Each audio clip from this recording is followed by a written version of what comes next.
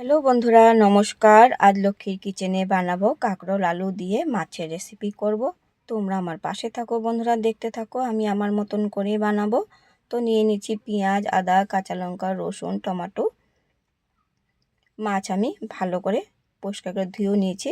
তো দিয়ে দিচ্ছি নুন, দিয়ে দেবো হলুদ গুঁড়ো, দিয়ে দেবো লঙ্কার গুঁড়ো, দিয়ে ভালো করে আমি মাছ মাখিয়ে নেব। এইভাবে করে মাছ মেখে নিয়েছি। সবজিও কেটে নিয়েছি, কাঁকরোল, আলু, টমেটো কেটে ধুয়ে পরিষ্কার করে নিয়েছি। তো পেস্ট করে নিয়েছি পেঁয়াজ, আদা, কাঁচা লঙ্কা কেটেও নিয়েছি। ফোড়নের জন্য শুকনো লঙ্কা, তেজপাতাও নিয়েছি। বেসিক মশলা যেগুলো লাগবে সেগুলো আমি নিয়ে নিয়েছি। তো কড়াই বসিয়ে দিলাম গ্যাসে। তো ভালো করে আমি কড়াইটা গরম করে নিয়েছি। দিয়ে দেবো সর্ষের তেল। তেল ভালো করে গরম করেই মাছ ভাজতে হয়, নয়তো কিন্তু কাঁচা তেলে মাছ ভাজলে মাছ উল্টাবে না। তো সামান্য একটু নুন দিয়ে দিয়েছি। এখন আমি আস্তে আস্তে করে মাছগুলি দিয়ে দেবো। অনেক সময় কিন্তু খুন্তির থেকে পড়ে যায় আর ছিটকে গায়ের মধ্যে পড়ে যায়, তার জন্য হাতের মধ্যে অনেক তেলের ছিটকার দাগও আছে, কালো কালো। তোমরা অবশ্য ভিডিওতে দেখো। তো মাছ ভাজা হয়ে গেছে, তো আমি তুলে নিচ্ছি। তো তোমরা সাবধানে মাছ ভেজো। এইভাবে করে ভেজে নিয়েছি। দিয়ে দিচ্ছি পাঁচফোড়ন। আর জিরা দিয়েই করি নাই, আজ পাঁচফোড়ন দিয়েই করছি।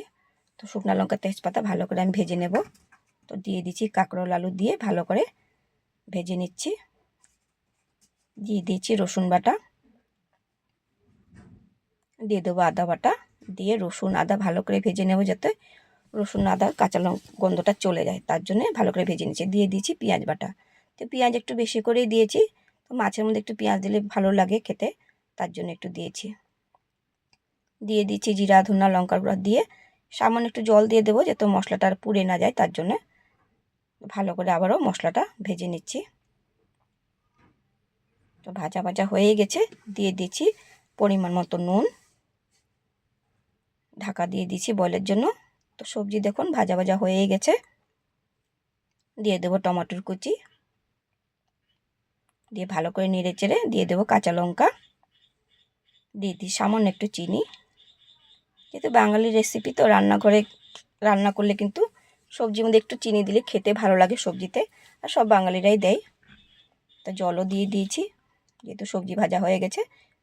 তো ঢেকে দেব, বয়েল হবে। তখন ঝোল ফুটেই গেছে।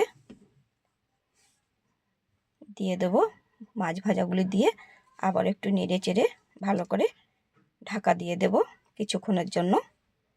তো সবজি হয়ে গেছে, গরম মশলা একটু দিয়ে নামিয়ে নেব। তো কেমন হয়েছে বন্ধুরা কাঁকরোলের রেসিপি, অবশ্যই তোমরা আমাকে জানিও কমেন্টে।